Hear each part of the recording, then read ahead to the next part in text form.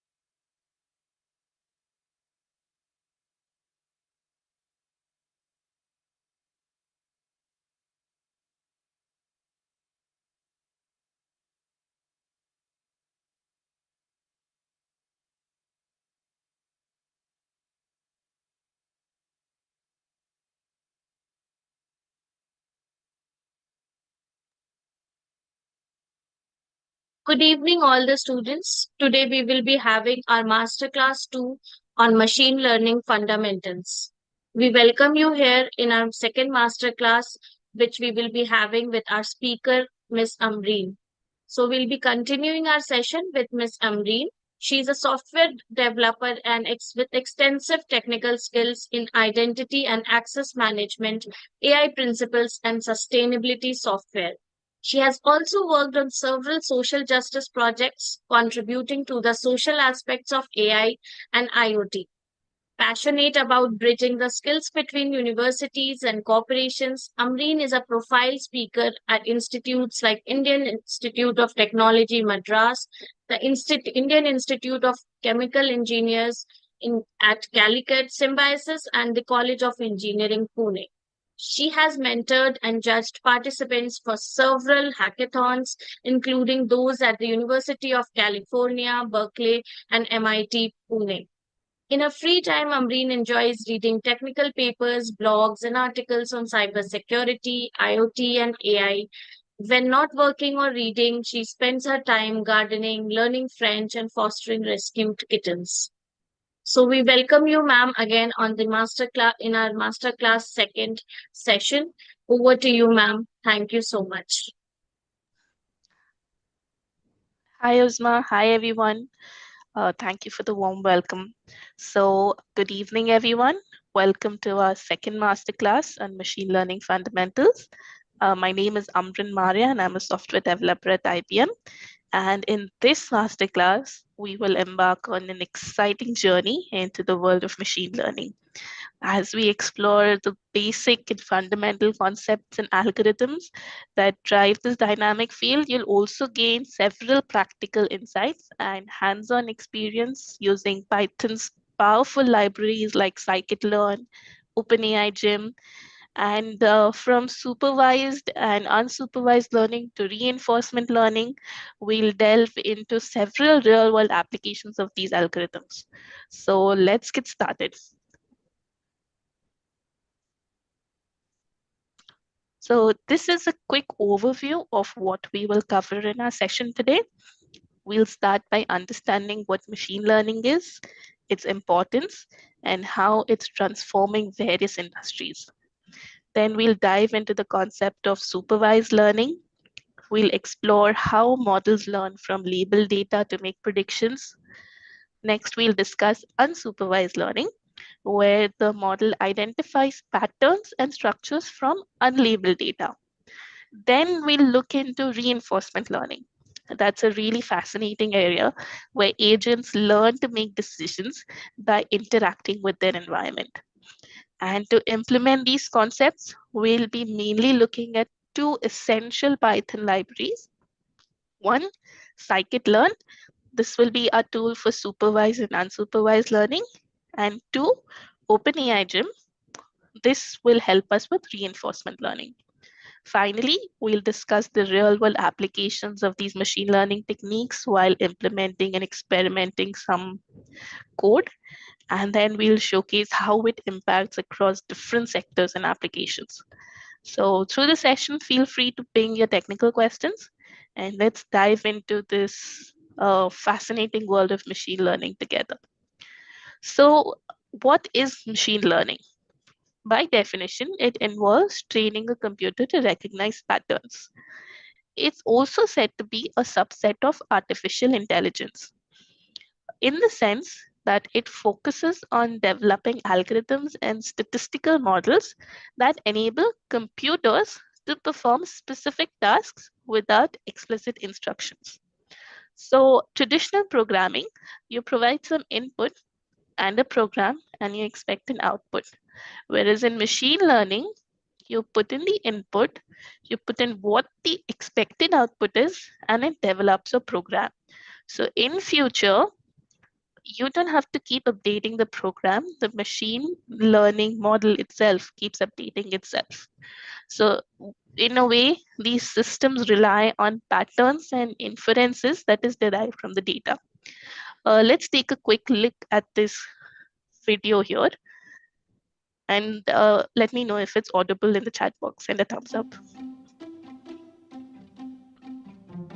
As technology evolves and the world's population grows, so does the amount of data being generated. Collecting, sorting, and analyzing all of this data can be pretty time-consuming. However, that's starting to change with the emergence of something called machine learning. Machine learning is a type of computer science that allows computer programs to learn and improve all on their own.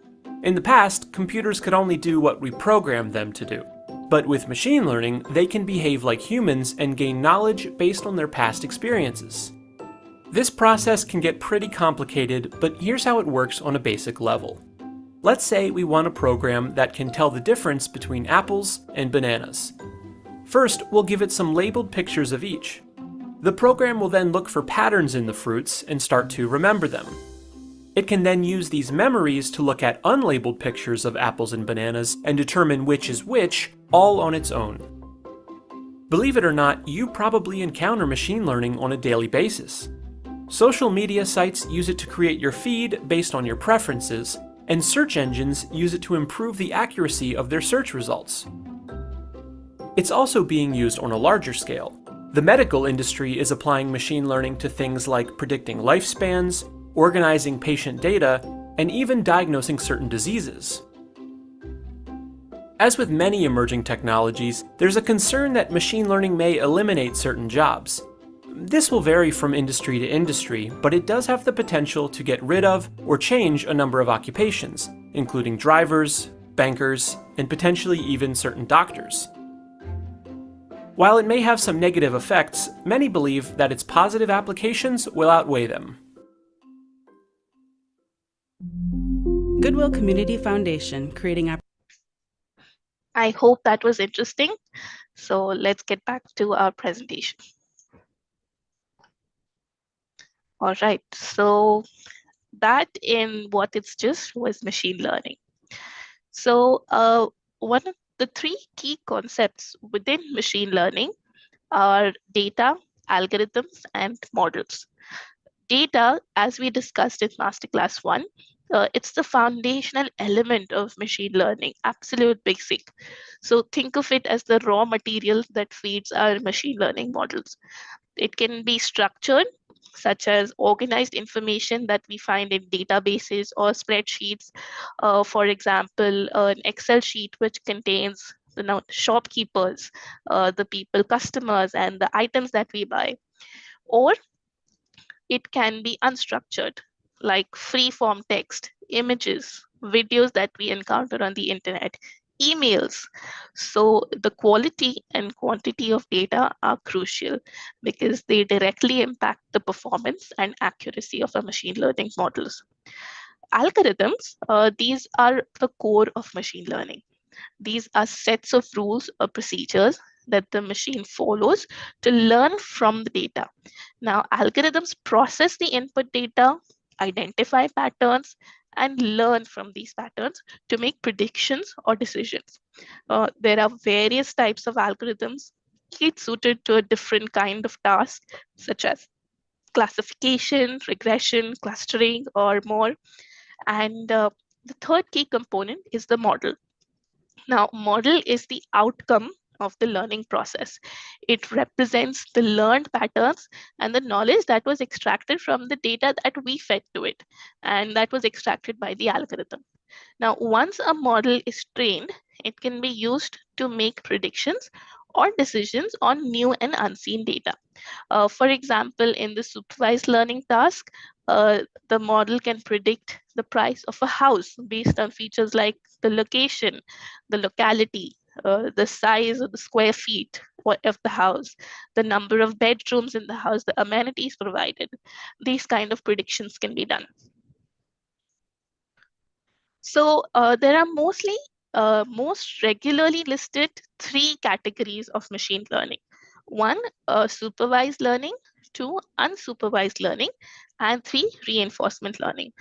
We look at each of these in detail and also perform some experiments on it as we go by, but this is what it mainly is. Even within each of these three categories, there are multiple categories. For example, in supervised, there is classification, then there is regression. In unsupervised, there's dimensionality reduction and clustering. And even in reinforcement learning, there is a model-based reinforcement learning and model-free reinforcement learning. So there are a lot of classifications that happen, but this figure kind of gives us a overview, a high-level overview of what are the different categories within ML. Now, let's take a look at supervised learning first.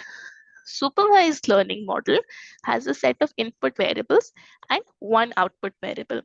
The algorithm identifies how the output variable is a function of the input variables. The model is trained on labeled data, which means that the data includes both input and the desired output. This is the same thing which we saw in the video earlier. That first, we show the computer a set of data, we tell it what it is, and then we expect it to predict it. Some examples are classification. For example, even in your email, you've got a spam detector. Many times some emails move into spam. So that is an example of classification. Regression, predicting house prices, like I said. Like we saw in the video earlier again, we show the computer lots of images, tell the computer whether it's an apple, a cat, what animal it is. And eventually, when it is presented with a new unseen image of a cat, the computer should be able to predict it correctly. Now, let's talk about the intriguing aspect of machine learning, particularly in the context of image recognition. So this is just so that we are aware of what are the potential pitfalls that we need to be aware of and where the latest research is headed. So on this slide, we can see the results of an experiment. A set of researchers had an image of a panda and they trained their ML model to identify this. When they added a certain amount of noise to this image, something quite concerning and fascinating happened. The model, which initially recognized that panda correctly, now classified the noisy image as a gibbon. This animal is known as a gibbon, and it identified this with 99.3% confidence. So this phenomena is known as adversarial example. It demonstrates how machine learning models, especially those used in image recognition, can be tricked by adding subtle disturbances known as perturbations to the input data.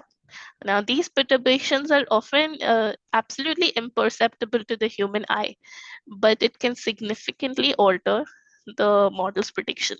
So when these two images were added, it did result in an image which looked like this, which to our normal human eye is practically the same as the panda image. But when the computer read it, it appeared like a gibbon twin. Now, why does this happen? This is the question. It eventually all boils down to how models learn and make decisions. So machine learning models identify patterns in the data, but sometimes these patterns are overly sensitive to even small changes in the input. Adversarial noise exploits this sensitivity, and this kind of reveals the vulnerabilities in the model's understanding, which in a way is good because then there is an opportunity for research and to improve the model further. Now, understanding and addressing these vulnerabilities is crucial for deploying machine learning models in real world applications, because robust and reliable models are essential whenever a real world applicability of ML comes. So this example kind of highlights the importance of developing techniques to make models more resilient to such attacks and ensure that predictions remain accurate and trustworthy even when faced with noise or manipulated the inputs. So this is one of the most trending topics of research as well. Now, let's take a look at unsupervised learning. This approach is the one where the output is unknown and we only have the input variable at hand. So we just have this group of data. We don't really know what to do with it, or we don't really have any target that we're trying to achieve. So what happens here is that the algorithm, it learns by itself and it discovers an impressive structure within the data. Now, the goal is to decipher the underlying distribution in the data and to gain more knowledge about the data. The model, this is known as unlabeled data. The model is trained on it and it must find out different patterns and structures in the data. For example, clustering, cluster customer segmentation, or association, something called market basket analysis, which is very popular. You might have learned in school or in earlier years of college as well about it, market basket analysis. That's something that you can look into some more.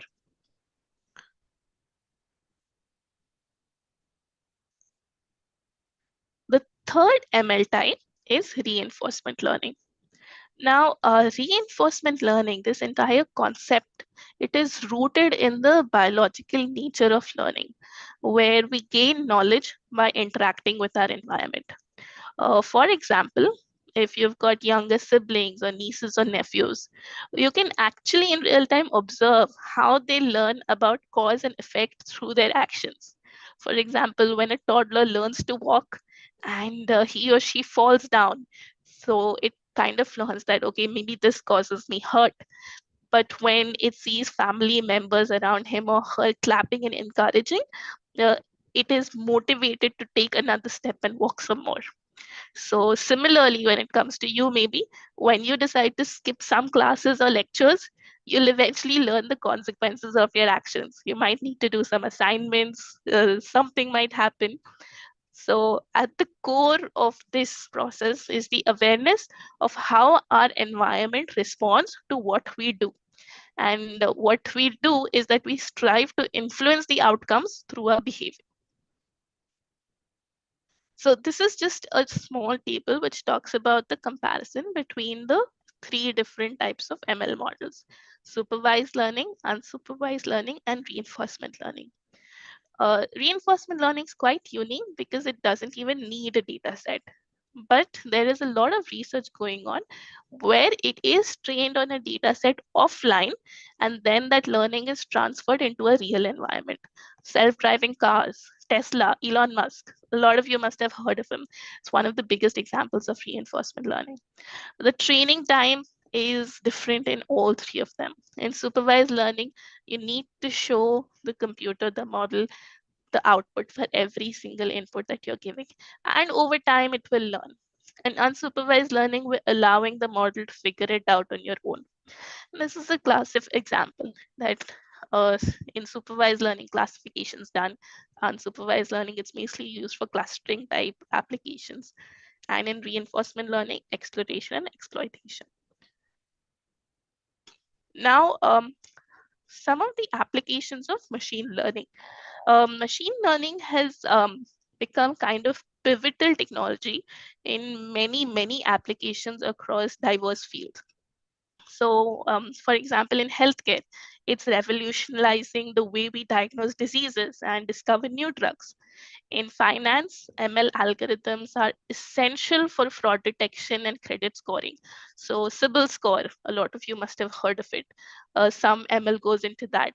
If you use credit cards or your parents, your family members use credit cards, if it is a transaction is done from a completely new location, if you travel to another city, you might have noticed that you get a call from the bank that, are you the same person making this transaction? Has your card been stolen? Questions like that. ML goes behind all these things.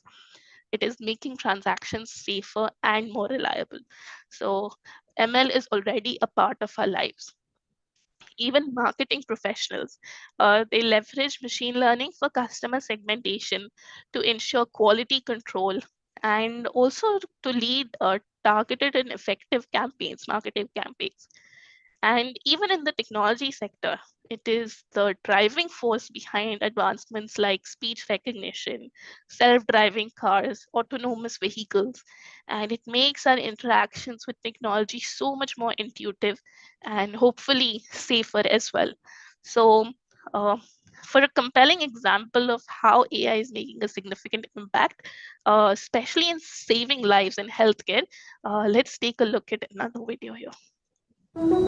Hospitals are producing so much data that it is extraordinarily difficult to provide the analytics of it so that we can actually benefit patients going forward. We're collecting a lot more data on these patients, but we're only scratching the surface of how that can be used in the sense of decreasing critical illness. There are always better ways for us to improve the outcomes. And so artificial intelligence allows us to take information from tens of thousands of patients in order to predict what's going to happen to this particular patient and to prevent it from happening.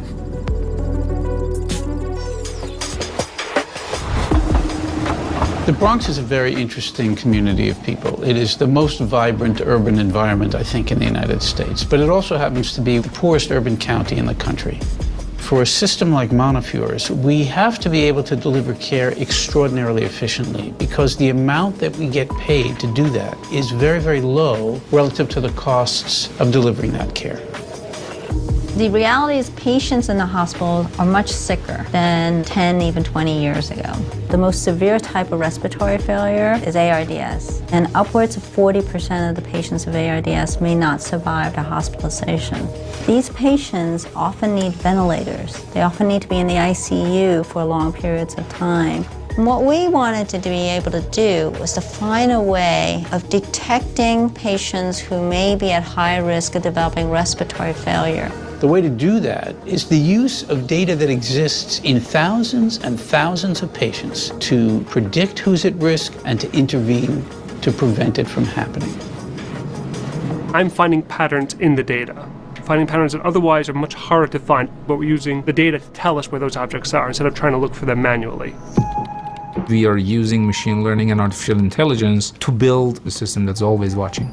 We call it PALM, Patient-Centered Analytic Learning Machine. Our vision is to present PALM as the nervous system of this institution. So it's tricky to detect respiratory failure. Respiratory failure can develop slowly and insidiously.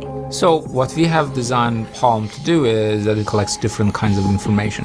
Someone's heart rate, their blood pressure, their oxygen saturation, changes in their physiologic vital signs on a second-by-second or minute-by-minute basis has implications for where they are going. Palm's job is to calculate the risk for the patients to have either respiratory failure or whether or not this patient is at risk of dying. There is an overwhelming amount of data that we have to deal with in healthcare. The only way we're going to be able to analyze it is through the use of machines.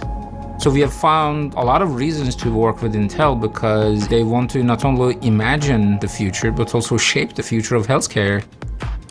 We are not only using their engineering powers today, we are also using the cluster of servers as underpinning of our technology. It's also having a partner to imagine what is possible in the future. Our algorithm outperforms any similar model that exists. Not only we ended up with an algorithm that can predict respiratory failure, but also it can predict sepsis. We have data that shows that it has decreased the length of stay overall as well as within the ICU. We see it as the future of healthcare. Our work, it is all about providing the best care possible to the Bronx population. The thing that's going to distinguish healthcare institutions that are extraordinary from other kinds of healthcare institutions are going to be the ability to recognize the information that they're generating and to use that information productively for patient care. The ultimate goal of this kind of technology is going to be in essentially the cost and the efficiency and the safety of the care that we deliver. Early treatment is really key in improving outcomes. What excites me about this project is its possibilities in the sense of decreasing critical illness. What we want to be able to see is patients continue to live their lives the way that they want to. Our job at Montefiore is to pioneer it so that others can take a look at what we've done and say, yes, I can think of ways to apply it to things that Montefiore hasn't even done yet. This is the next evolution of where we're going. If you can provide the information to prevent an adverse outcome, you'd be foolish not to be pursuing that avenue.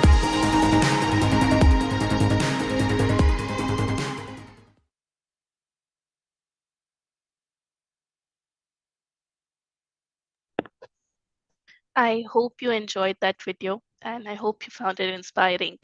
I hope that a lot of you who are listening will come up and do something like this in India, in our villages, in our cities, in our towns, and provide this kind of healthcare through technology to everyone. So that was... The world is facing a big medical... So that was the end of theory. Now let's get our hands dirty, do some experiment, and look at the Python libraries that we'll be using in the hands-on in this particular session. So when it comes to implementing machine learning algorithms and reinforcement learning in Python, two particular libraries stand out. The first one is scikit-learn. This library is a powerful tool for machine learning in Python. It provides simple yet efficient tools for data analysis and modeling, including classification, regression, clustering, and dimensionality reduction. These are all part of supervised and unsupervised learning. Now, the second one, OpenAI Gym, which has been renamed to Gymnasium, it is also crucial for developing and comparing reinforcement learning algorithms.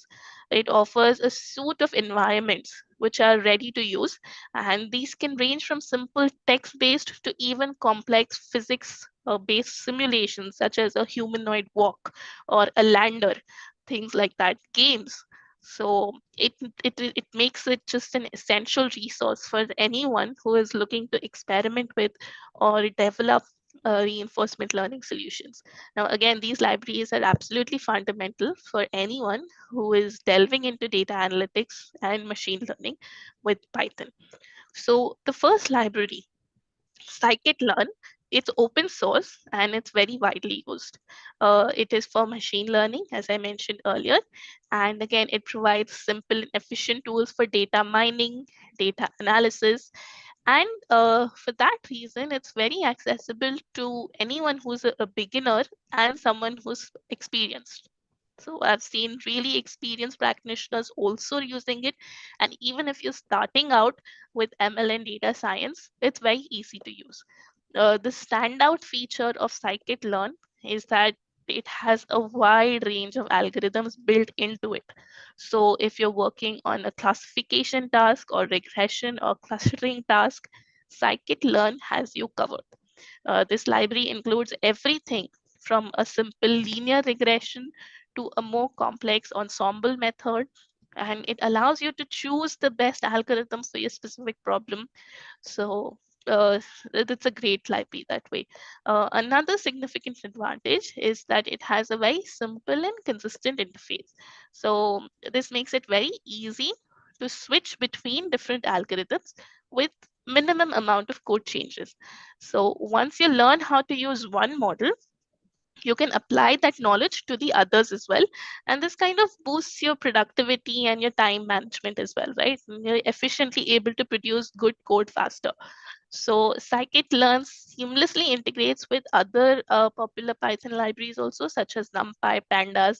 This is something that we already saw in Masterclass 1, the basics, NumPy and Pandas libraries.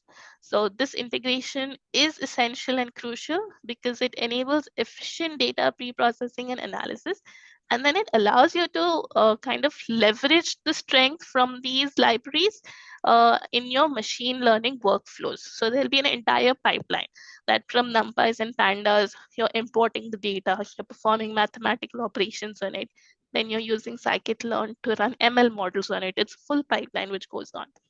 So the scikit-learn library also offers a very good documentation. So if you refer to the website of scikit-learn, the official website, it includes detailed tutorials and examples, really beautiful ones. And they're incredibly helpful, again, for both beginners and advanced users. So even if you're just starting with machine learning or you're looking to deepen your knowledge, then scikit-learn's documentation is a very valuable resource. And finally, it provides lots of tools for data pre-processing, model selection, evaluation, all of those things. You can easily scale and encode your data, perform cross-validation to select the best model, and lots of various metrics as well to evaluate your model's performance. So these tools kind of make the entire ML pipeline, machine learning pipeline, a lot more efficient and robust. Now, what are the basic operations of scikit-learn? So before using scikit-learn, it is like a prerequisite that you need to import it along with other necessary libraries like NumPy and Pandas for loading data. And using scikit-learn, you can define which columns will be the features, which columns will be the prediction targets. You can split the data into training and testing data set. You can select the model, fit it into your training data. Then you can use the trained model to make predictions on the test data. A lot of operations that you can do with this. So what we're going to first do is supervised learning with scikit-learn. There are two main categories within supervised learning as well. One is regression and another is classification. Let's talk about one model from regression for supervised learning. Let's talk about the linear regression. So let me explain with an example. Imagine you're trying to predict someone's height based on their age. You have a bunch of data points showing the ages and the corresponding heights of different people. So first you plot these data points on a graph. Doable that with age on the x-axis and height on the y-axis, you plot the data points. Next, you try to draw the straightest line that best fits all these points. So the straightest line possible. This line is called the regression line. Now, once this line is drawn, you can use it to predict the height of someone given their age. So if you know someone is 10 months old and you find 10 on the x-axis, you go up to the line and then you go over to the y-axis and then you see the predicted height. Okay. The second one is classification. The second type of supervised learning. It's classification. Now, we kind of already discussed this and saw this in the video we saw right in the beginning as well. That the easiest form to understanding this is image classification. We showed the algorithm a number of pictures, labeled those pictures as cat, dog, apple, banana, so on. And then maybe after a sufficient 100 or maybe even thousands of pictures later, when the model is presented with an unlabeled image, it can predict that it is a cat or dog, whatever it was supposed to be. Now, another example we will see experiment with here is a decision tree. So supervised learning involves training a model using labeled data, which includes both input features and the target output. So in this example, we'll use a decision tree to predict house prices based on various features of the house. So everyone, I want you to log into your Kaggle accounts and open this link. I'll wait for 2-3 minutes for everyone to get this link open.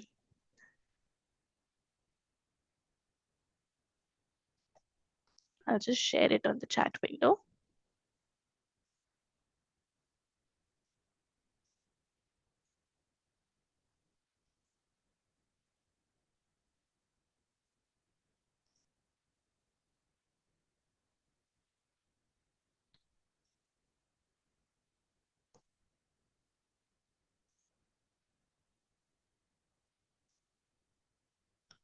This is the link I want everyone to access. I'll just wait for 2 minutes so that everyone can come here and log in as well, because we'll create a notebook and then we'll start with some exercises together.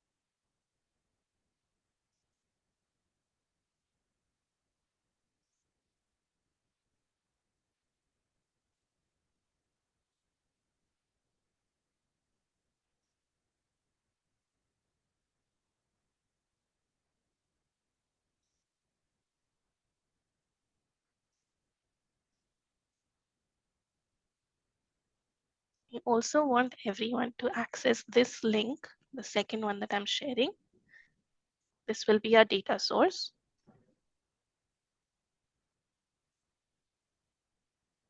So please get both the links open and give me a thumbs up in the chat window once you've done that.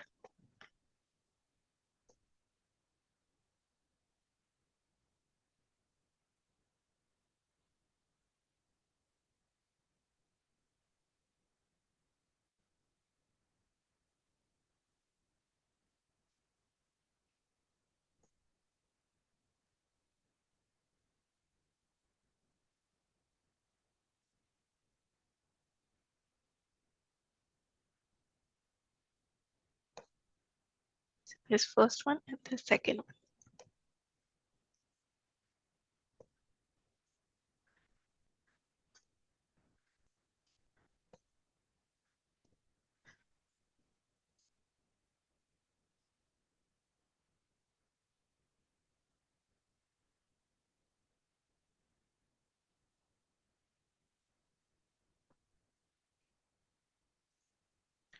Okay, so I can see a lot of you to have it in place. These are the two links that I have shared. What we are going to do here is house price prediction based on a decision tree. So for our practical example, we will be using a housing prices data set, which is available on Kaggle. And it's a great opportunity to learn. And we can also revise a lot of our data frames and pandas concepts. And then after that, we will also get some hands-on on scikit-learn for supervised learning. Everyone log into Kaggle, go ahead and create your account again if you haven't done that yesterday. Use your Gmail, load these two URLs. And once you have that, navigate here and create a new notebook. new notebook. So once you have that in place, we will load the data from the input, the second link. And again, this step is specific to Kaggle. They've even mentioned it in their introduction. When you open a new notebook, that is the first thing which comes up into new notebook. And it isn't related to data machine learning or data analysis, but it's about making the data or the data set available on the machine that you're working on. So I mentioned this yesterday, repeating it. For example, if you're using your local laptop, Jupyter, VS Code, PyCharm, then you need to have the data set CSV available at some location on your computer, on your laptop, and provide the part to that CSV. If you're running it on Google Colab, then you need to have the data set available on Google Drive. And if it's here in Kaggle, then you need to add it to the input and make it available. So that's the objective that we're trying to achieve. So this is the example of a decision tree, that for every step, there is a question. And depending on the yes or no of the question, eventually we get the predicted prices. So to predict the house price, the question can start with the number of bedrooms it has, moving on to the square feet area, and eventually reaching the predicted price. So everyone create new notebook. All right.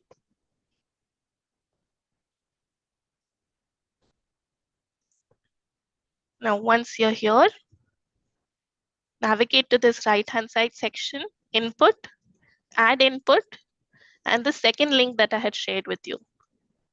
The second link. Just enter that entire link here. This is the only data set which should prompt up. And you add it. It's the same thing we had done yesterday. All right, we're adding a different data set. You should be experts in this by now. And then go ahead and close it. Under input data set, this should appear, and it should have the CSV as well. Lovely, we're able to see a sample of it as well. Okay, see, this is the same thing which they talk about, that this needs to be available. Now, if anyone remembers, yesterday we had done an import of OS and then we had tried to do a print of the list directory. So can you go ahead and do that? Do an import OS. The first thing we need to do is import an OS. And then we need to list the directory this is there so that we can access this input. So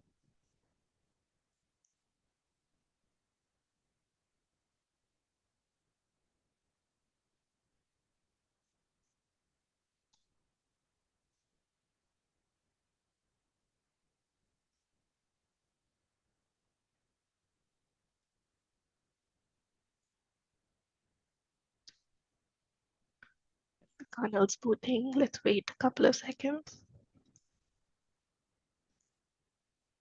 Great. So I can see this. Now let's take a look inside this particular directory. Directory is nothing but folder. Okay. Whether our CSV is there. Great. Our CSV is right there. All right. So what we did here was the import of data.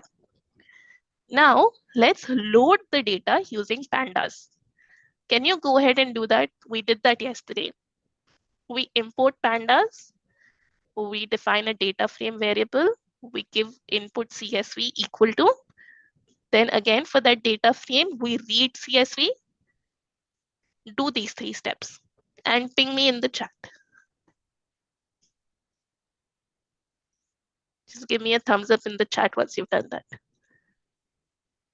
The first thing I want you to do is something we did yesterday. You import pandas.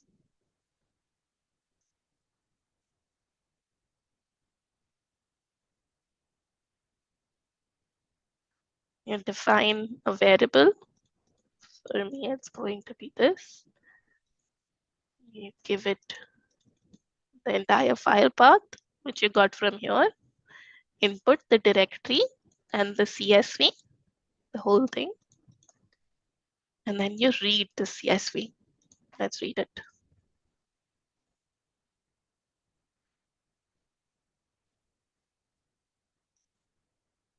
Can you print the head of this data frame? What would the command be for that? Can you ping me in the chat, anyone? If we had to print the first 5 lines of this data frame that we've just made.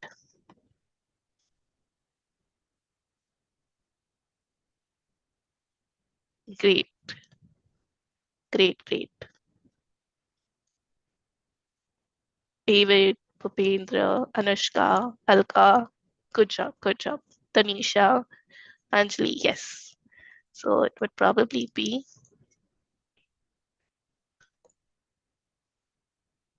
let's see what it gives us. There you have it. All the different columns that are there.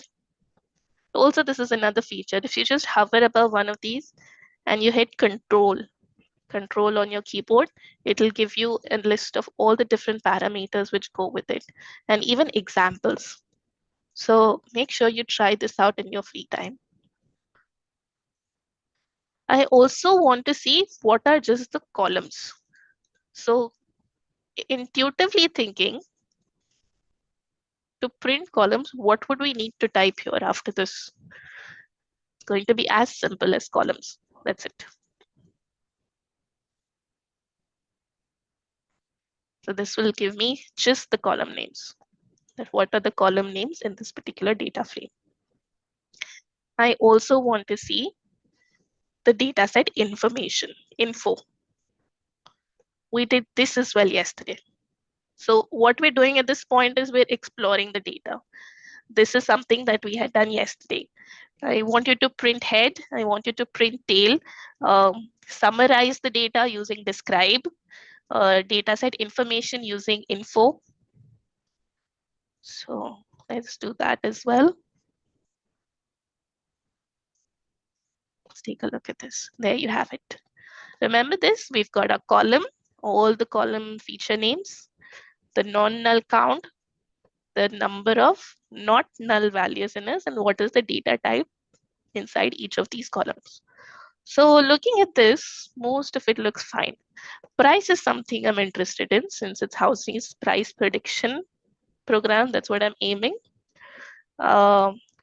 Probably number of bathrooms every house has. So 14925, it has some null values. I think it looks like we might need to do some cleaning in it, right? Data cleaning. Land size looks interesting. Probably latitude and longitude as well, because we want to know what is the location of the house, but that also has several missing values. So let's take this particular data and clean it up. So to clean the data, we're going to take a very simple approach this time. That is just drop the missing rows. Here, we can drop the missing rows in the entire data set, or we can drop the missing rows in a particular column. For example, only in latitude. So the columns of interest for us are price, okay, rooms, bathrooms, land size, latitude, and longitude. Okay, and these features have some null values. So let's drop the null values. What I want you to do is ping in the chat if you can drop the missing values only from a specific column. What would you do then? So for me, I'm going to drop the missing values from the entire data frame.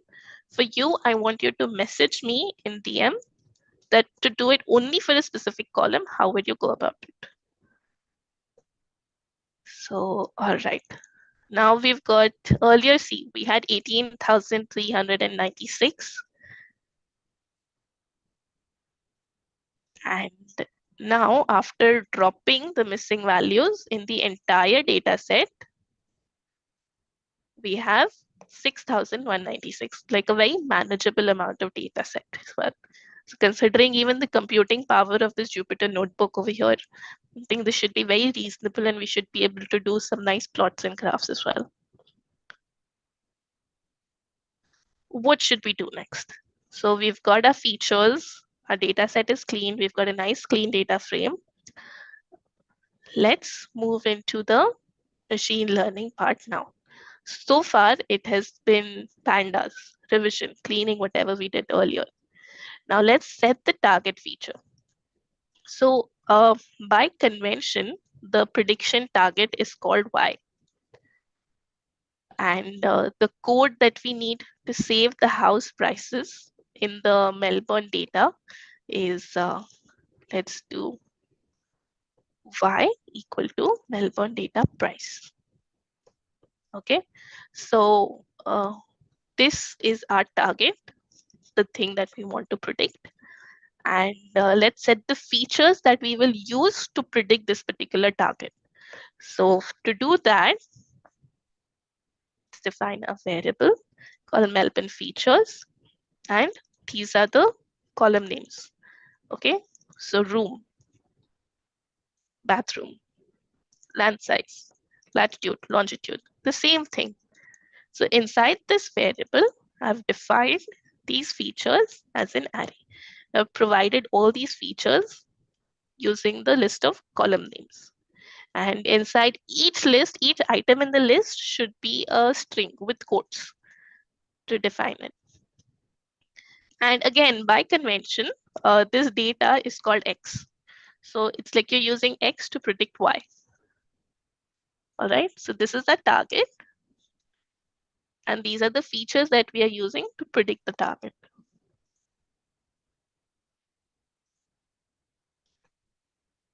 Now let's quickly review the data that we'll be using to predict the house prices using the describe method. All right, let's see what we get. Great, looking great, isn't it?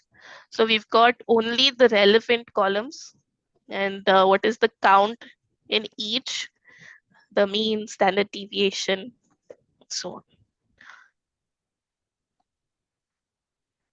You can even use the head method, which will show us the first few top rows. So let's take a look at that as well. There you have it. The first 1, 2, 3, 4, 5 rows. Okay. So this far, it was kind of almost revision of what we did in Masterclass 1. Now let's really build our model. There are mainly 4 steps to this. We have decided it to be a decision tree. And this line, it imports the decision tree regressor class. This one. So similar to how we did an import. So because sklearn, scikit-learn, it's a huge library. It takes up a lot of memory as well. And importing all the different models by doing a direct import sklearn would not be a very efficient way. So what we do is import the decision tree regressor class from the sklearn tree module. So this is a machine learning model which is used for regression related tasks. And the goal here is to predict continuous values like house prices. So they aren't discrete values, right? House prices, they can be continuous values. But that's the goal that we're trying to do. So wherever prediction of continuous values is there, this is a good class to import from this particular package. The first thing that we'll do here is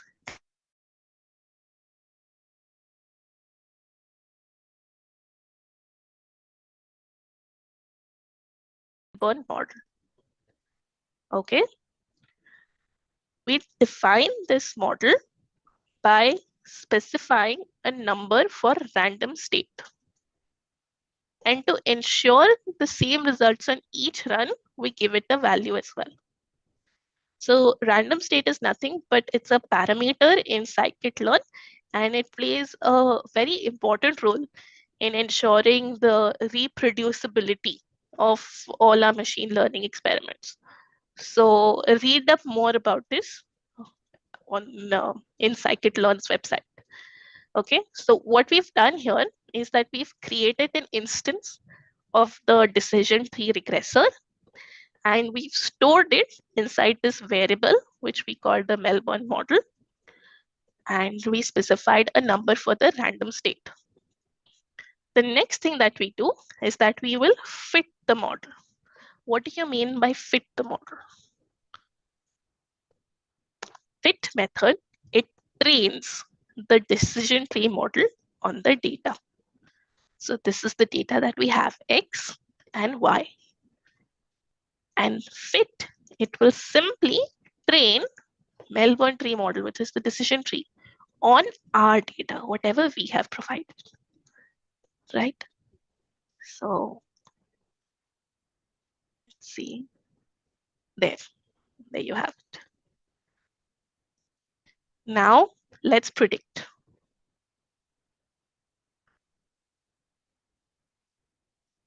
So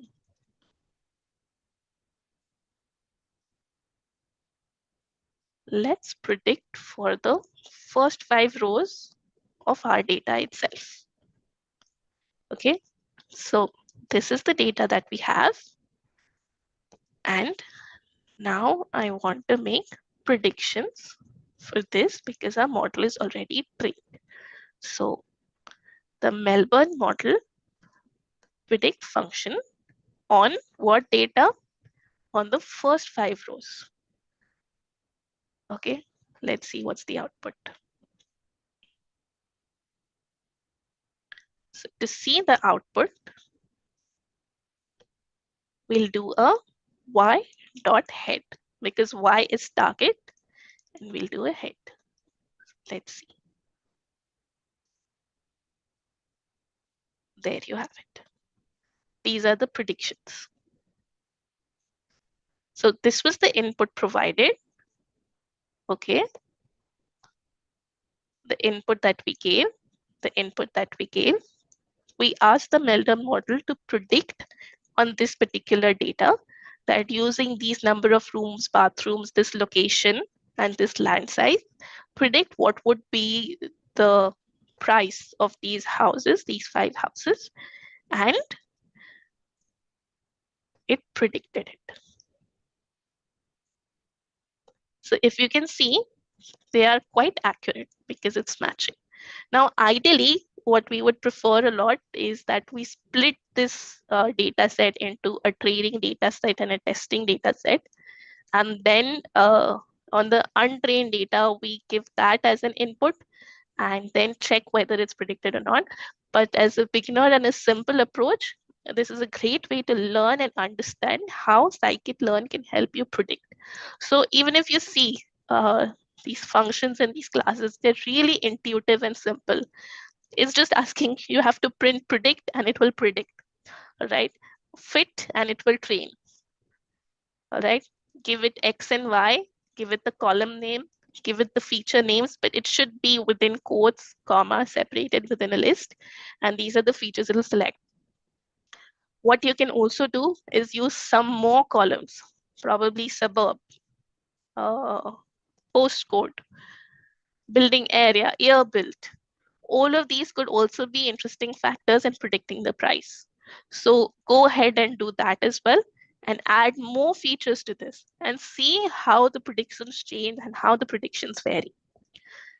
All right, so this was the end of our supervised learning exercise. The house prediction based on decision tree. So to summarize, what we did was that the first thing we did was we used the decision tree regressor model. It's used for regression related tasks. And we use scikit-learn and pandas. First, we did an import using OS. Then we did a load into data frame using pandas. We explored the data, we cleaned the data. Then we used skilllearn to fix features X and target Y. Then we built the decision tree regressor model. We trained the model using fit, and eventually we predicted the house prices. All right. Next, we'll do unsupervised learning with scikit-learn. So here, again, there are two types of unsupervised learning. One, cluster analysis, and another, dimensionality reduction. So in cluster analysis, there's k-means, which we'll take a deeper look at. And in dimensionality reduction, let's take a look at PCA, which basically principal component analysis. Now, what is PCA? It is a technique for reducing the dimensionality of data while preserving as much of the variance or information as possible. So this can make it easier to visualize and work with large data sets. So imagine you have a data set with multiple features. These features are called dimensions. So columns, probably hundreds of columns, all right? And you want to simplify it by finding the most important features that capture majority of the information. Now, in the earlier supervised learning, we saw that there were so many columns in the housing prices prediction, but we only use 3 or 4 columns randomly based on our knowledge of the domain of real estate. All right. But considering the health video that we saw earlier, the engineer probably doesn't have that much information about what are the important features when you're trying to detect a respiratory disease, right? And just deciding on whatever little bit he knows, probably even the doctors don't know as much as they should. Dropping out columns would not make sense. So PCA, it helps you find these important features that capture majority of the information, and even new features. And what it does is that these new features are called principal components, and it does that by transforming the original features into a new set of features that are uncorrelated and ordered by the amount of variance that they capture from the data. So after we find the principal components, the new features, we want to know how much information each of these components hold. They are called the principal components. And think of these as new axes in a graph, and they capture the most important patterns in the data. Variance, what do I mean by variance? It is that this is a measure of how much the data spreads out. So more variance means more information.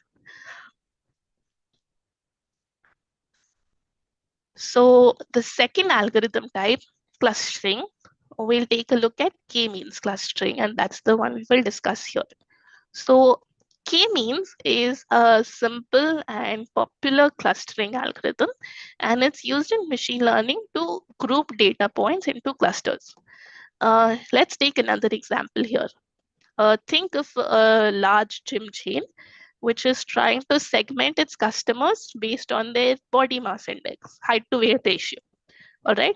And they want to offer personalized training schedules, diet plans, different things, different discounts to these customers.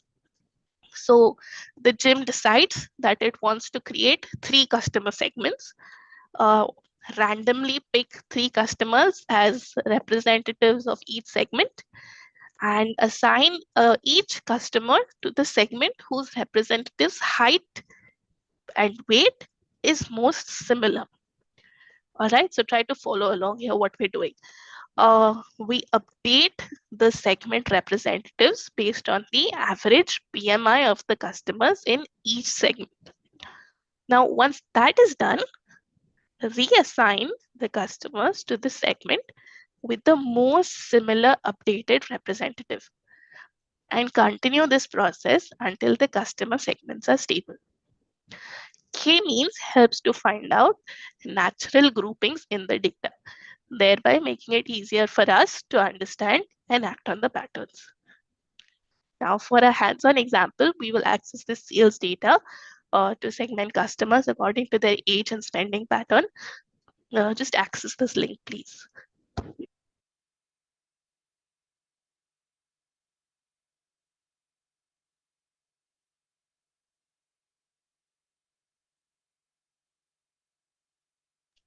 I'll just share it in the chat window with everyone.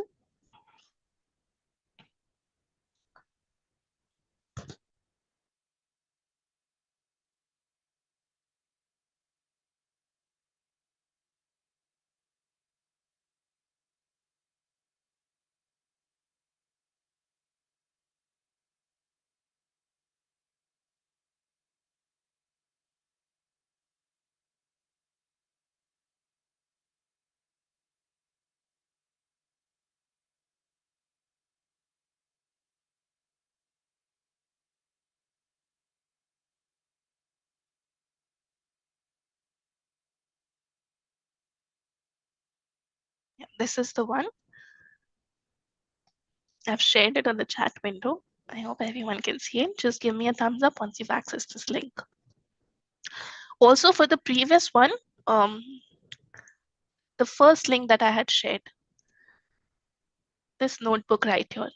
This is the same thing which we have done. In fact, they've added a lot more interesting things here. So for anyone who wasn't able to follow along, just refer this. And we'll be doing the same thing here as well. There's this available notebook here. So for anyone who is not able to keep up, not able to follow along, following back somewhere, so just refer to the code given over here. They've done a lot more things, explained in a lot more details. We'll be keeping it slightly brief. So access this link first, data, so that we can input, take it as an input. Okay, so I can see Mohammed, Tanisha, Nitin, Arush, they've accessed this link. Can everyone please go ahead and access this link? I'll wait another minute or so. Give me a thumbs up once you've done that.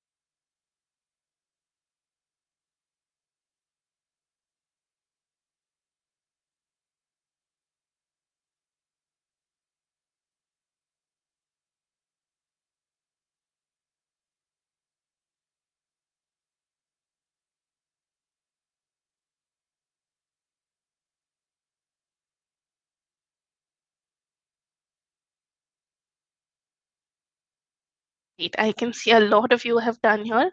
Now let's repeat the procedure that we did earlier.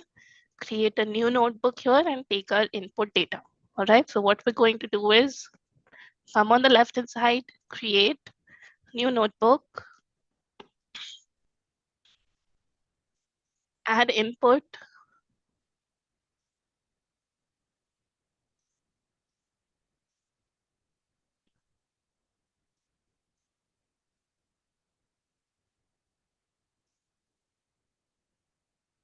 and enter this URL here, the one that I shared, add it.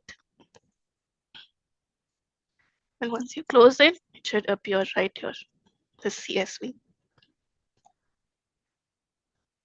Okay.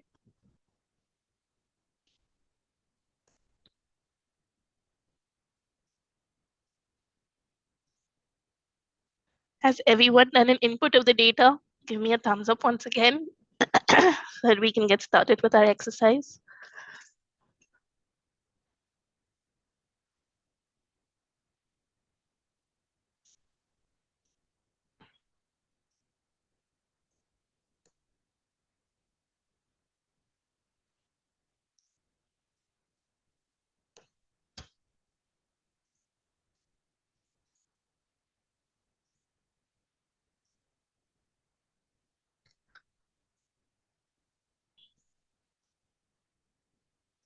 Okay, I can see a lot of you have done this. Now let's go ahead and import the OS and print the directory where our data is there. Right, can we do that? We've done it quite a few times already. So print, let's see what we have here.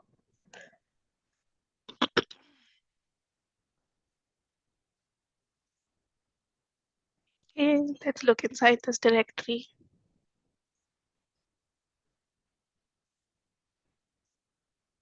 Great, CSV is right there. Okay, so the first thing that we'll do is import pandas. Import pandas loaded into a data frame.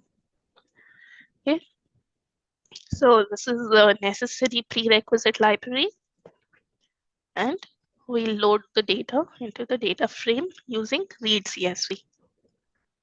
So we've got this path here. Let's just copy it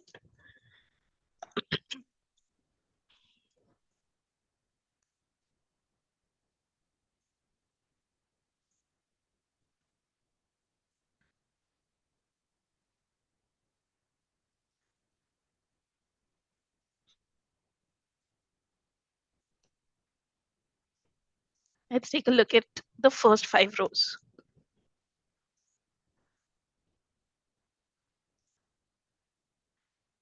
Can you print the last 5 rows as well?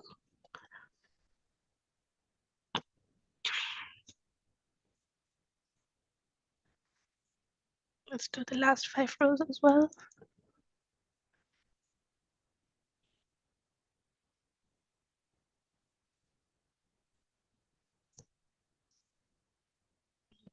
The last 5 rows.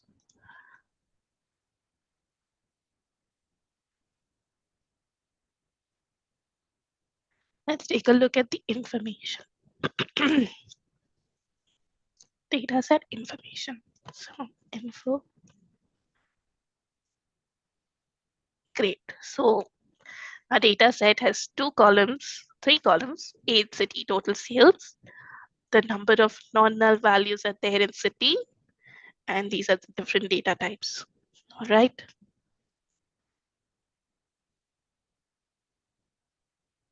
So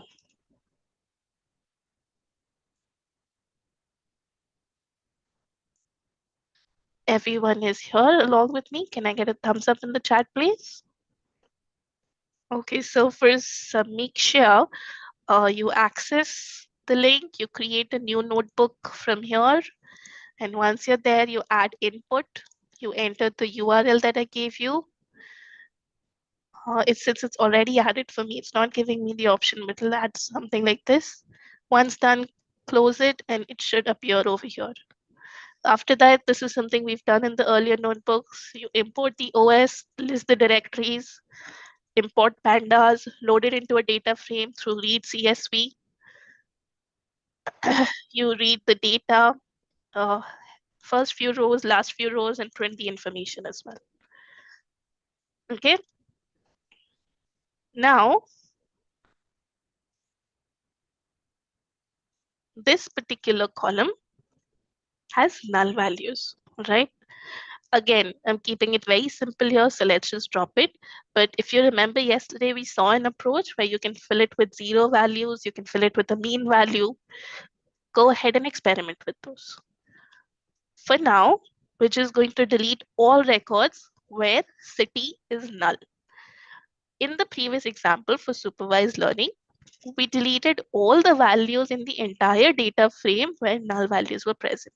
But here, let's just do it only for city column. So let's take a look at how to do that. We define a data frame.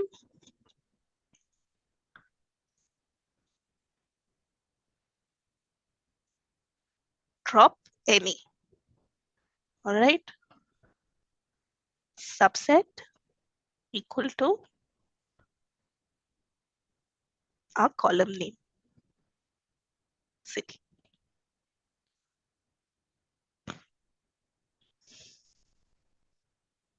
Now, if I had to clean all the rows and all the columns of null values, I would just remove this and just have drop any followed by parentheses.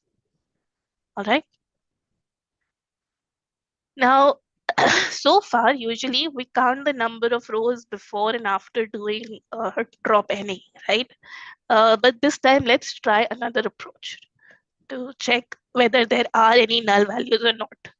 So to do that, we'll display the records where the city value is null. So define a new variable called records with city null. Take our data frame and for the column city, check if it is null.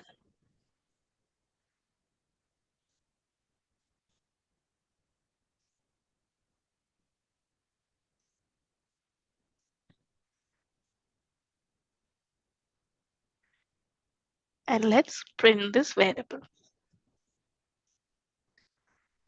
This variable, let's print it. Nothing. It's 0. Right? There you have it. Records where city is null, empty data frame. Meaning that there are no rows in this particular data frame where the value of city is null. Now let's go on to unsupervised learning. So remember how we did then sklearn, import data, decision tree regressor. So again, from sklearn pre-processing, we will import a label encoder. First thing we'll do is initialize the label encoder. All right. And then city is a categorical variable. All right. So what we'll need is we'll need to encode this particular categorical variable. So create a new column called city encoded inside the existing data frame. Use the label encoder, which we initialized here. This is a function inside sklearn preprocessing, and you do a fit transform to convert city. Let's see what our customer data frame looks like now. See? Do you see this? City encoded. So earlier, these were the city names, Humboldt, Warman, Saskatoon. And after encoding, they are converted into numbers. This is basically what encoding means and also what this function does. Because if it was in names, if it was in these categories, we can't really perform a lot of processing on it. Machines understand numbers, which is why eventually, even when we go to advanced machine learning and reinforcement learning algorithms, all these things need to be converted into numbers, and then various kinds of transformations are performed on them. So that is where we are now. Now we've got this great column, which is in numbers, city encoded. Total sales is in numbers, and age is in numbers. Now let's do k-means clustering on it. Over here, all we imported was a label encoder, that too from the pre-processing module of sklearn. What I want to import is k-means from the clustering module of sklearn. So for that, what I'll need to do is do an import once again. So from sklearn cluster, import k-means. The first thing we do after this is define our features and define our target. But there's no target in unsupervised learning, right? So define our features. By default, the naming convention X. Customer data, take our data frame. Okay.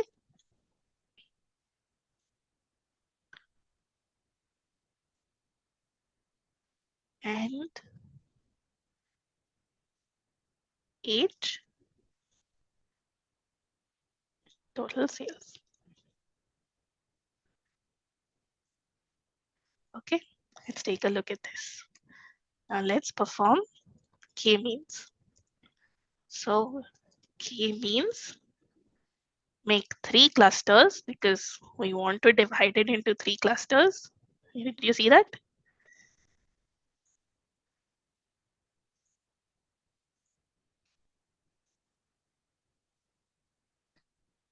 N clusters, integer, default 8, the number of clusters to form as well as the number of centroids to generate. So I don't want 8 clusters, I just want 3 clusters. And again, initialize the random state to a fixed value because that is important for reproducibility. Okay, so read more about what random state is.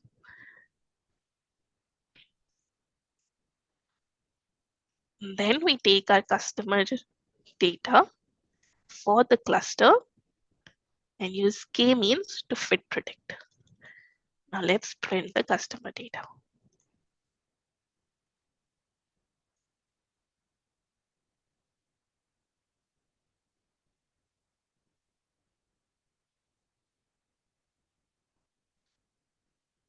This is what it is. Now we want to visualize this. So to visualize, we are going to use Matplotlib. This is something that we've used yesterday as well. So import it with an alias spy.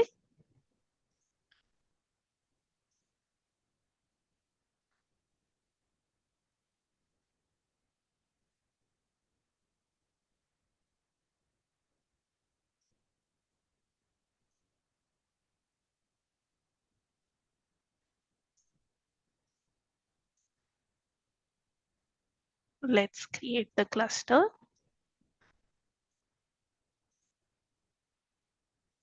Give the customer data, what we've defined here. And let's create a scatter plot.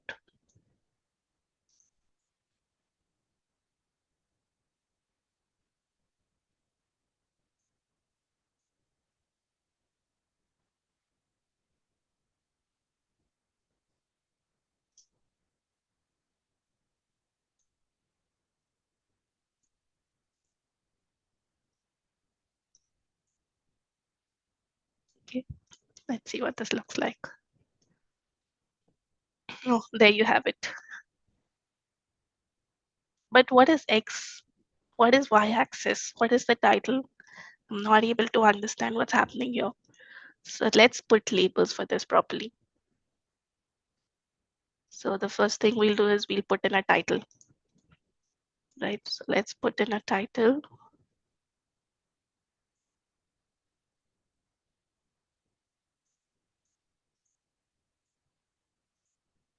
Let's do a plot dot title, customer segments based on age and total sales.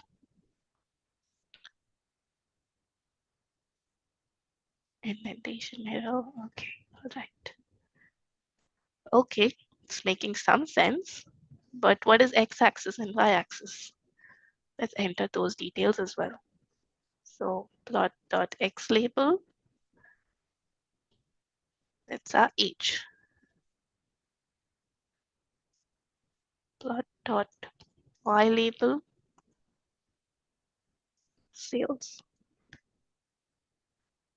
Let's see how it looks. Understandable, a lot more understandable, but do you notice something interesting here?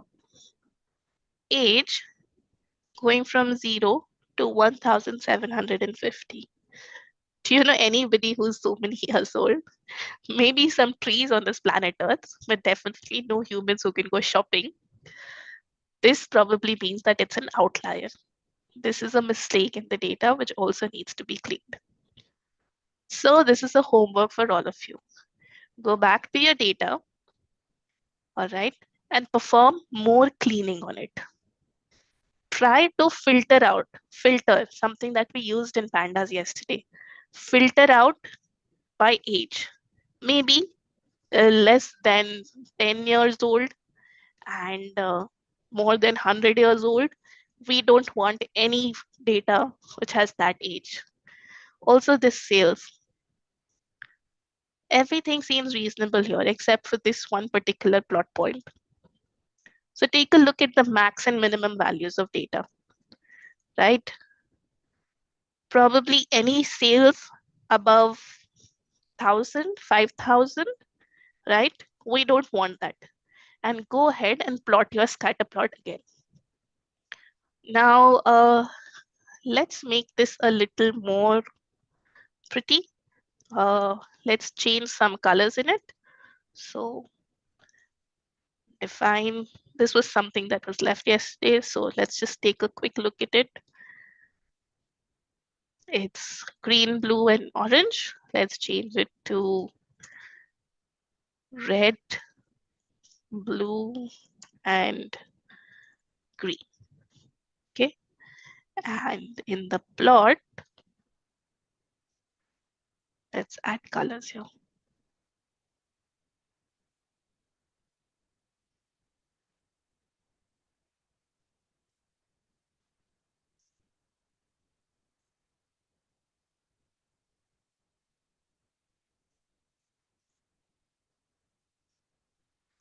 Let's see. Reasonable. You can put your choices of colors and go ahead and experiment a lot more with this. But this is something that I do want you to do as an homework. Clean up the data some more, filter out the data, and then plot the scatter plot again. And then see how the customer segmentation looks and what the scatter plot looks like. All right.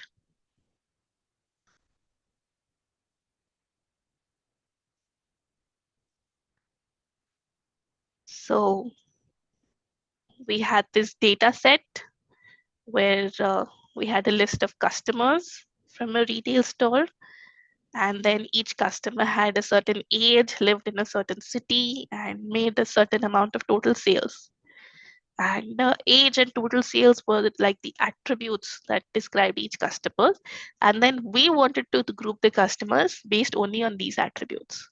So you can use another two attributes, probably city and age, city and sales, to group them.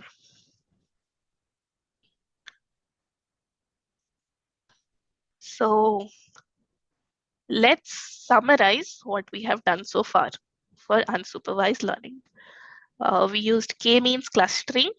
It's a way to group similar data points together into clusters. First, we chose k, which decided how many clusters we want to create.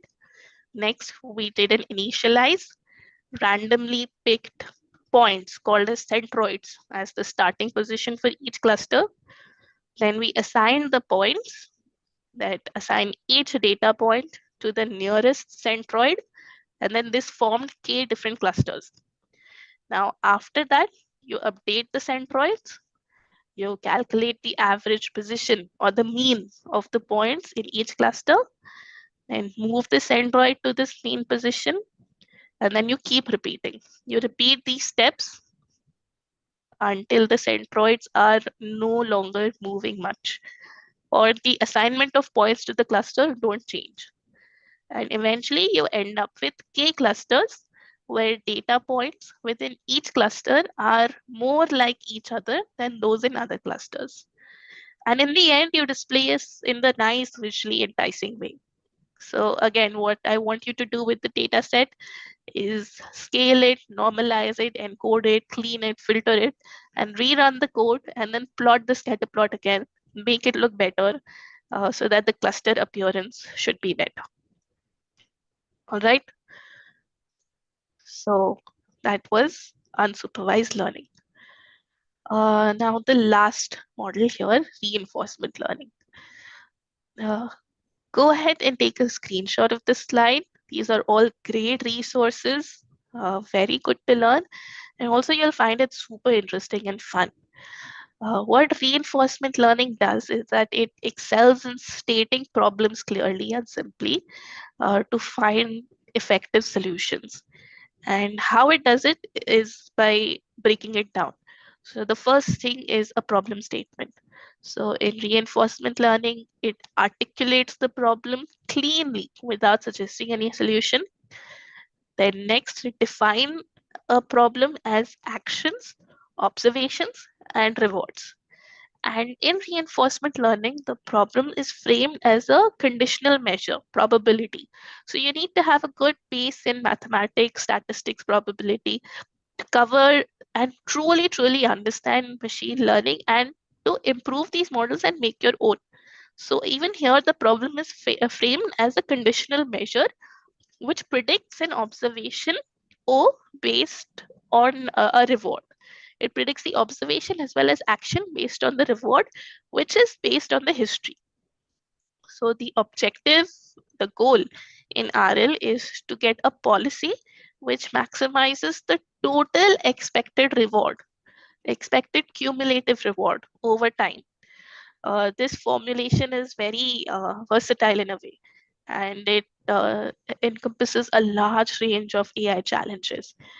So despite its generality, then effective RL solutions in practice are still a big challenge.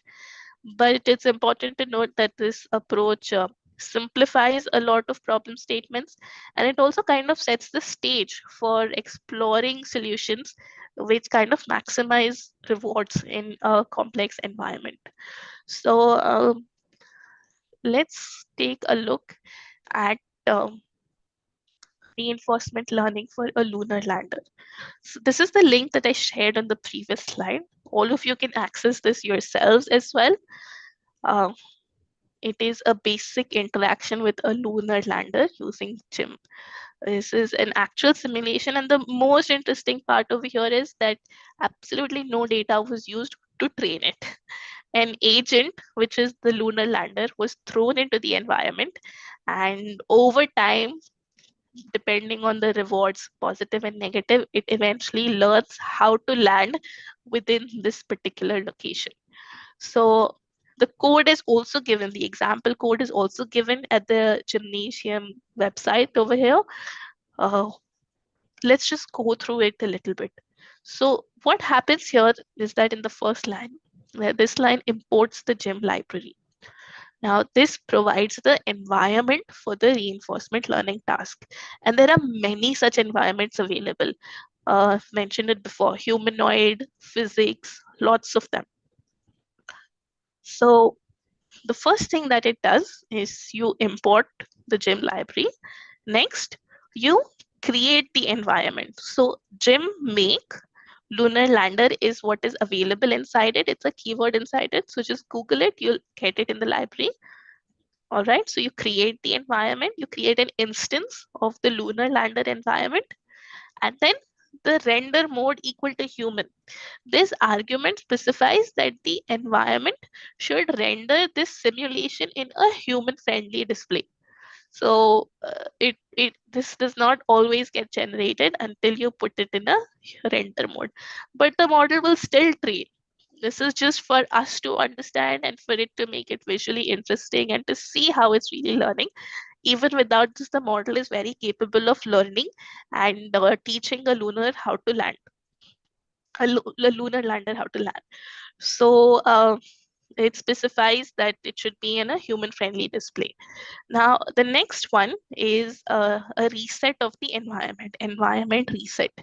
Now, this resets the environment to its initial state, and then it returns the initial observation along with additional information.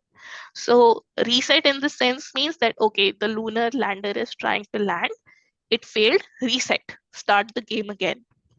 And reinforcement learning is used in a lot of games as well. So that is another great application of it. So that's what reset means. Now, seed equal to 42. This is a parameter which sets the specific seed value to ensure reproducibility of the environment's initial state. All right. Then we loop it through steps. What it does here is that the loop runs for 1,000 iterations, which means this will practice 1,000 times trying to land over here. Each iteration represents a time step in the simulation. And then taking an action. What does it mean by taking an action? So from an action space, it selects a random action for the environment. So in a real RL scenario, this is probably where you would replace it with your own policy to decide what would be the best action based on the current observation. That, okay, move left, move right, keep straight. Probably certain things like that.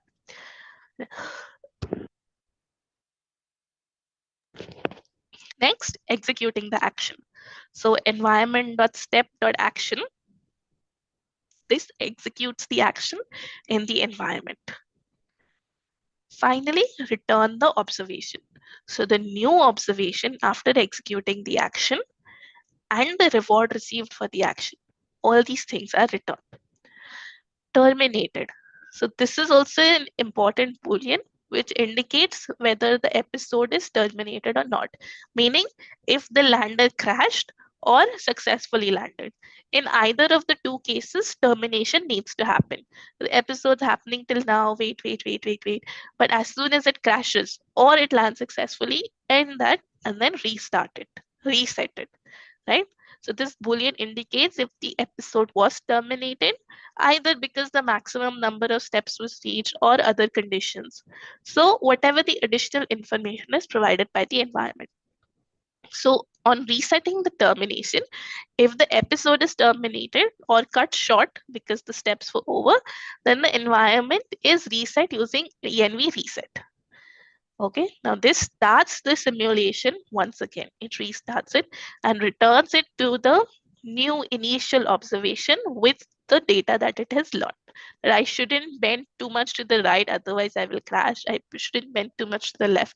These are the kind of information that it will learn. And then eventually closing the environment.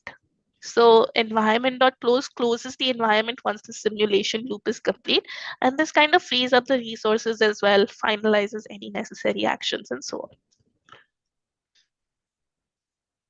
Now,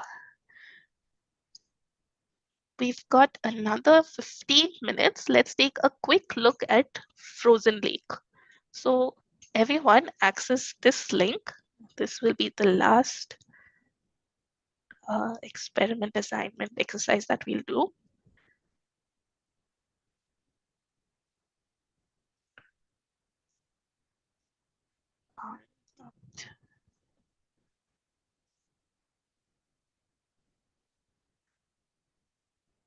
Yeah, this is the one.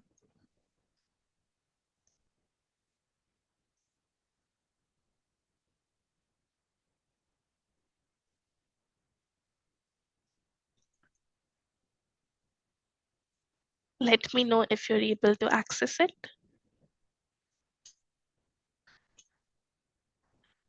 So this is also, okay, probably I need to share the other one. Hold on 1 minute.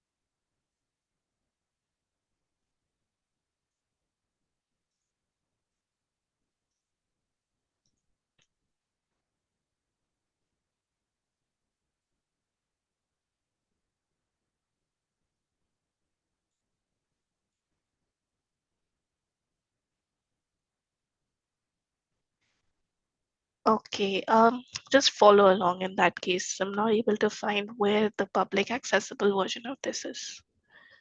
All right, so what's happening here is that imagine a frozen lake experiment. Okay, so here what our objective is that there is a lake which is frozen, but it has holes in some places. This is the starting point that we have, and this is the end point where there is ground available.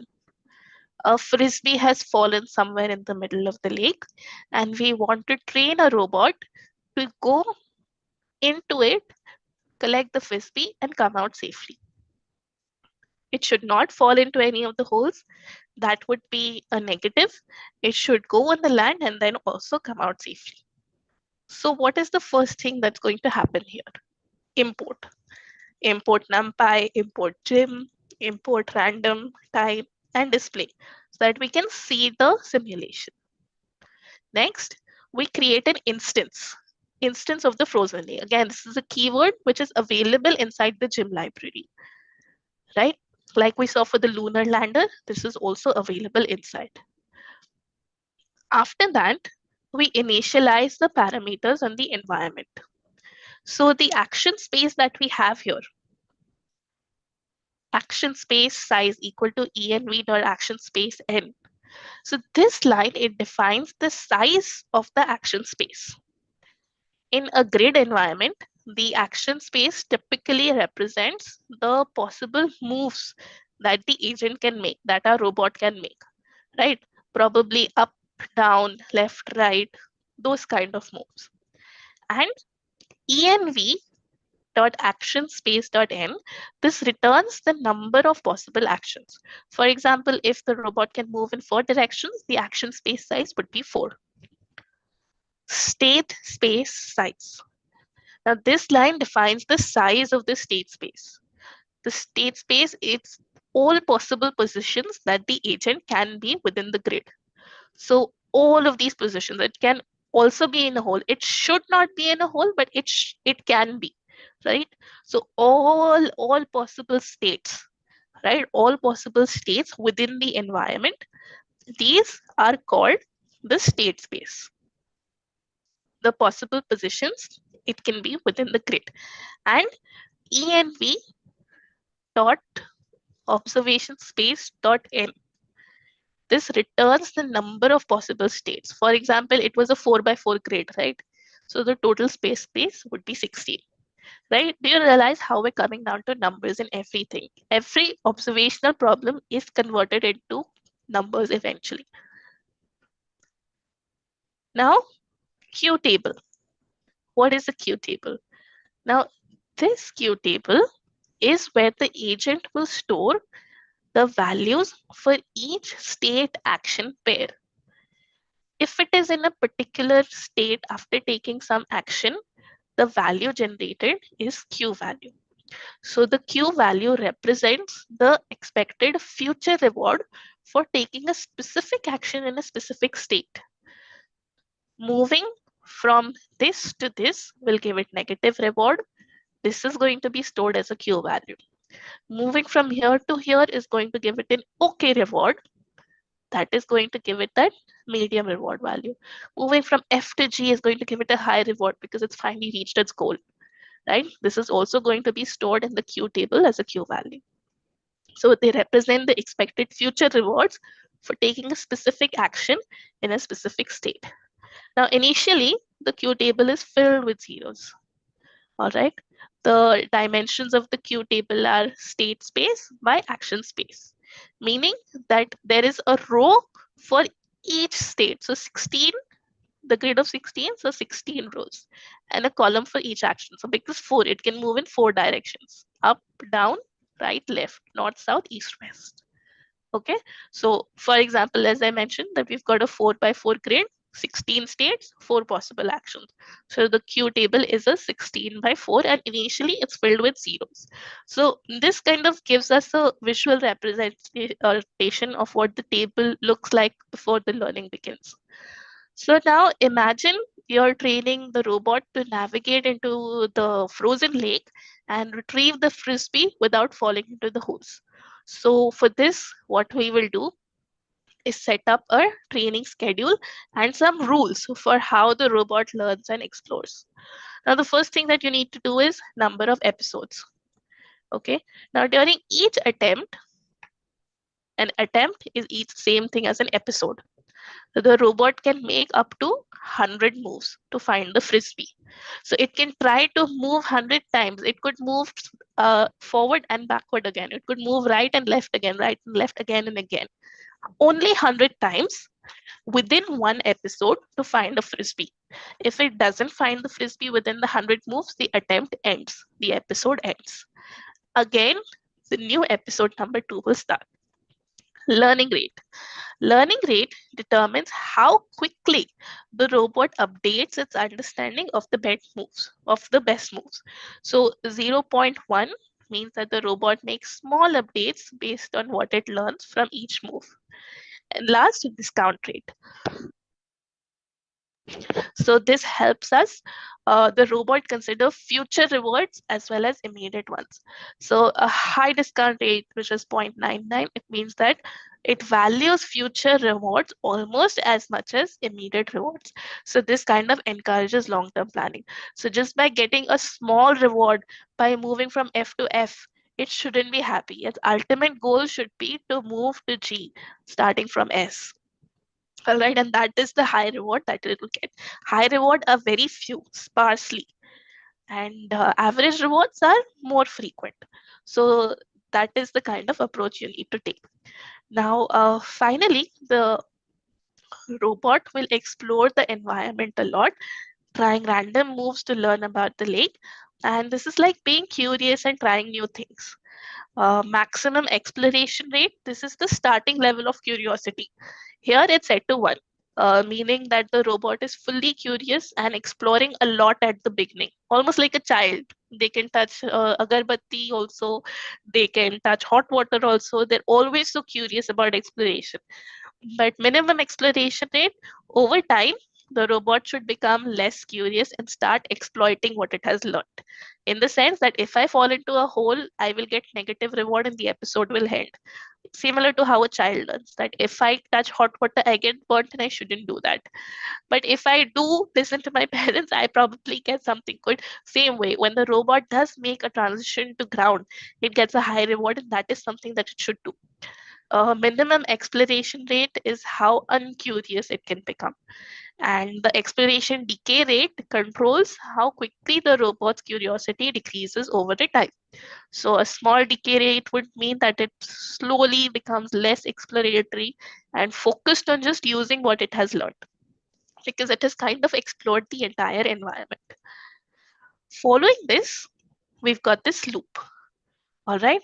So here we've got the reward for all episodes. We create a list to store the rewards in each episode. This will help us to analyze the performance of the agent over time. And this for loop, the for episode loop, here we start by iterating over a number of episodes. For each episode, we reset the environment to the starting state, similar to how we saw earlier. The reset the done flag, reset the total reward for the current episode. The for step loop. Within each episode, there are 100 steps. So within each step, what is going to happen? Within each episode, we iterate over a number of steps. And at each step, exploration, exploitation, trade-off will happen. Decide whether to explore, take random action, or to exploit. Take the action with the highest known Q value from the Q table. So the Q table, which was 0, 0 earlier, it keeps getting updated over time. Take an action, perform the chosen action in the environment, and then observe the new state, reward, and whether the episode is done or not. Followed by this, we use the Q-learning update rule. So there is a proper equation for this. Probably go home and take a look at that as well. So what is the Q-learning update rule? To adjust the Q value for the current state action pair. After this, update the state to the new state obtained after taking the action, and then add the obtained reward to the total reward for the current episode, and then end the episode finally. So after each episode, we want to reduce. We want to reduce the exploration rate and then make the agent slightly less exploratory and more exploitative. Now this is done using the exponential decay function. And we're also storing the total reward of the current episode, right? So this is to understand how well it is learning. Finally, in the end, we print the Q table. Now this contains all the learned Q values. Look how the Q table is looking now for each state action pair. This table represents the agent's learned policy for navigating the grid to retrieve the frisbee. I'll share this tutorial link with Isma ma'am, and she'll probably forward it to you or something. But this is available on Kaggle publicly, and you can use it too to understand it more. So take a look at this one then. Okay. Now, just got 3 minutes left. Let's take a look at a real example, a real world scenario of AlphaGo, of reinforcement learning. Go is the world's oldest continuously played board game. It is one of the simplest and also most abstract. Beating a professional player at Go is a long-standing challenge of artificial intelligence. Everything we've ever tried in AI just falls over when you try the game of Go. The number of possible configurations of the board is more than the number of atoms in the universe. AlphaGo found a way to learn how to play Go. So far, AlphaGo has beaten every challenge we've given it, but we won't know its true strength until we play somebody who is at the top of the world, like Lisa Doll. A match like no other is about to get underway in South Korea. They said all is to go what Roger Federer is to tennis. Just the very thought of a machine playing a human is inherently intriguing. The place is a madhouse. Welcome to the Deep Mind Challenge. The whole world is watching. Can Lee Sedol find AlphaGo's weakness? Whoa. Is there, in fact, a weakness? The game kind of turned on its axis. Look at his face. That is not a confident face. It's developing into a very, very dangerous fight. Ooh, hold the phone. Lee has left the room. In the end, it is about pride. I think there's something went wrong. Yeah, it's made a mistake. He's got to pronounce a miracle. These ideas that are driving AlphaGo are going to drive our future. This is it, folks.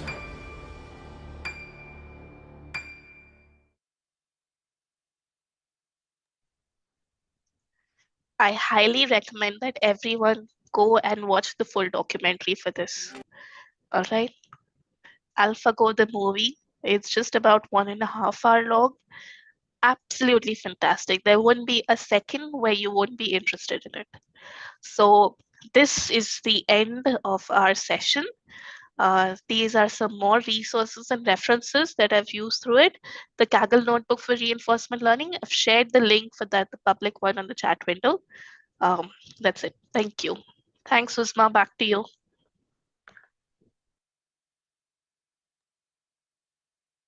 Thank you so much, ma'am. It was an incredible session on machine learning fundamentals. Your approach to of teaching the students is very different, and I really appreciate that. And thank you, ma'am, for dedicating your time and efforts to share your knowledge with us. I hope the students have learned a lot from you and have gained a knowledge that will help them in making the future projects. Thank you so much, ma'am. I'll share all the feedbacks. Students, please fill the attendance form after this session. We will be sharing the PPT with you. Thank you so much. Thanks, Usma. Thank you, everyone. Bye. Bye, ma'am.